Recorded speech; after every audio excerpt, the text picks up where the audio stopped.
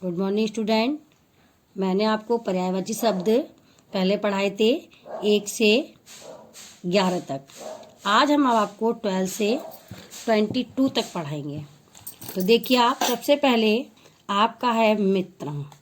मित्रम means आपको मालूम है मित्रम मीन्स क्या होता है?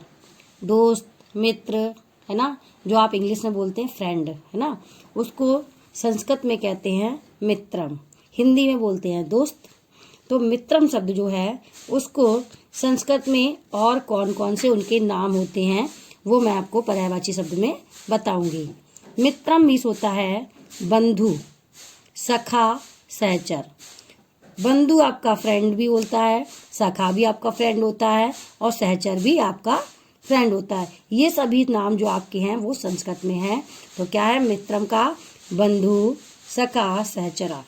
समझ में आ गया बच्चों आपको? इसके बाद आपको मृगा। मृगा मीन्स क्या होता है? मृगा आपका एक जानवर है। मृग होता है, उसको क्या कहते हैं? हिरन भी कहते हैं मृग को। हिंदी में हिरन कहते हैं मृग को, लेकिन संस्कृत में क्या कहते हैं वो हम आपको बताएंगे। मृगा। मृगा का है चतुष्पादः। संस्कृत में बोलते हैं चतुष्पादः, जंतवा, पशवा। जैसे मैंने आपको बताया पशवा हिंदी में बोलते हैं जानवर और इसमें बोलते हैं पशवा। जंतवा जंतु बोलते हैं, संस्कृत में जंतवा बोलते हैं। इसी तरह से चतुष्पादः और मृगा, ये आपके मृग के पर्यायवाची शब्द थे।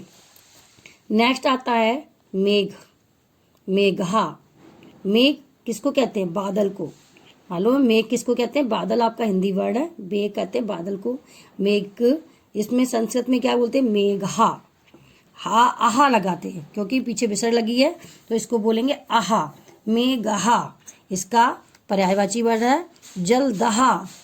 इसी तरह से नीरदहा और वारिदहा। तो क्या है? जलदहा, जलदहा मीन्स भी वारिद होता है, मेघ होता है, और वरदहा मीन्स नीरद मीन्स भी आपका मेघ होता है, और वारिदहा मीन्स भी आपका मेघ होता है। ये आपके मेघ के पर्यायवाची शब्द थे। नेक्स्ट आपका आता है रात्रि। रात्रि को हिंदी में क्या कहते हैं? रात। रात होती है उसको बोलते क्या? रात्रि। रात्रि शब्द जो है वो आपका संस्कृत है। संस्कृत वर्ड में इसको रात्रि बोलेंगे, हिंदी वर्ड में आप रात कहेंगे। इसका पर्यायवाची है निशा। रात का भी पर्यायवाची निशा होता है और रात्रि का भी निशा होता है। रजनी और सरवरी। तो रात्रि का क्या है? रात्रि का पर्यायवाची निशा, रजनी, सरवरी आपके होते हैं रात्रि के पर्यायवाची। अब आता है रिपु। रिपु मीन्स होता है शत्रु, वैरी, ये होते हैं। रिपु मीन्स होता है शत्रु। रिपु का पर्यायवाची आपका है प्रतिपक्षी। प्रतिपक्षी जो हमारा मेरे बीच में जो आपस में मतभेद हो उसको कहते हैं प्रतिपक्षी। जो हमारा आपस में दुश्मनी प्रदान करें, दुश्मनी पैदा करता है, तो उसको कहते हैं। जो हमारे आपस में बनती नहीं है तो उसको क्या कहते हैं? कहते हैं ये हमारा दुश्मन है। आपस में जब दोस्ती आपकी टूट जाती है तो आप उसको क्या कहते हैं कि ये हमारा दोस्त नहीं है, ये हमारा कौन है? ये हमारा बैरी है, ये शत्रु है। तो इसको प्रतिपक्षी भी कहते हैं। तो रिपु का प्रतिपक्षी है, बैरी, देखो बताया था मैंने, बैरी और शत्रु, ये तीनों नाम ही रिपु के होते हैं। नेक्स्ट आपका आता है वनम। वनम का पर्यायवाची आपका है, वनम मीन्स होता है जंगल। हिंदी वर्ड क्या होता है? जंगल। जंगल क्या? जहाँ पर बहुत सारे पेड़ पौधे होते हैं, जहाँ किसी के घर नहीं होते हैं, जहाँ खेतों में चारों तरफ खेतों में हरियाली और कांटेदार पेड़ होते हैं, वो होता है वन, जंगल। तो उसको क्या कहते हैं? वनम को अटवी, अटवी कहते हैं। और अरण्य, अरण्या क्या कहते हैं? अरण्या। और विपनहा, क्या? अटवी, अरण्या, विपना, ये आपके वनम के पर्यायवाची हैं। वनम मीन्स वन, जंगल। ये आपके सभी पर्यायवाची उसके दिए गए हैं। नेक्स्ट आपका आता है विद्यार्थी। तो विद्यार्थी तो सभी लोग जानते होंगे, जो क्लास में पढ़ते बच्चे स्टूडेंट होते हैं उनको क्या कहते हैं? विद्यार्थी।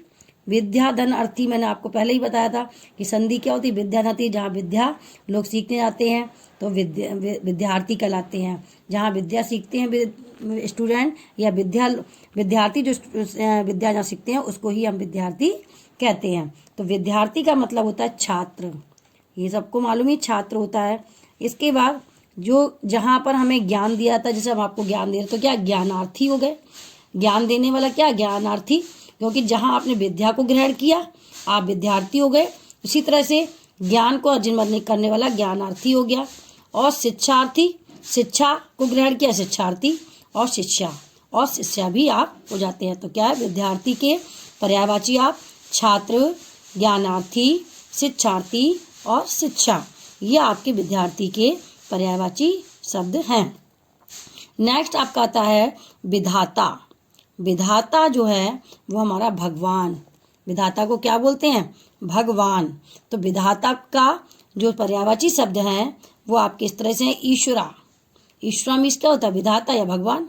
जगदीश, जगदीशः, जगदीश आप पीछे विसर्ग लगाएंगे, आपका संस्कृत वर्ड बन जाएगा जगदीशः।